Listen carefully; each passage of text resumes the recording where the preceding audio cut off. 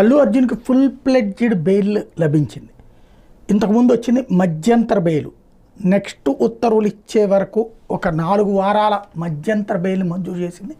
అప్పుడు high court arrest చేయడం, arrest చేసిన తర్వాత నాంపల్లి కోర్టులో ప్రొడ్యూస్ చేయడం, నాంపల్లి కోర్టు రిమాండ్ విధించడం, ఆ రిమాండ్ విధించిన తర్వాత జైలుకు వెళ్లే లోపుగానే హైకోర్టులో పిటిషన్, హైకోర్టు మధ్యంతర బెయిల్ ఇచ్చినా ఆ ఉత్తర్వులు అందకపోవడం వలన, అది రాత్రికి లేట్ అవ్వడం వలన, అంటే ఆ ఉత్తర్వులు అప్లోడ్ కావాలి హైకోర్టు నుంచి, ఒరిజినల్ కాపీ వీళ్ళు తీసుకెళ్ళినా అది అప్లోడ్ అయితేనే అలౌ చేస్తామంటాం. అప్పటికి రాత్రి 9 అయిపోయింది కాబట్టి ఈ టైంలో రిలీజ్ చేయడం కుదరదని చెప్పి ఆ రోజు జైల్లోనే ఉంచేయడం, ఒక రాత్రి జైల్లో గడపాల్సి వచ్చింది అల్లు అర్జున్. ఇప్పుడు అల్లు అర్జున్కి సంబంధించి ఆ తర్వాత బయటికి రావడం, విడుదల, ఆ తర్వాత జరిగిన రాజకీయం అంతా ఇప్పుడు మాట్లాడుకోవాల్సిన అవసరం లేదు. అయితే సినీ పెద్దలు కలిశాక ప్రభుత్వపు వైఖరిలో మార్పు వచ్చిందంటే సగం మారింది.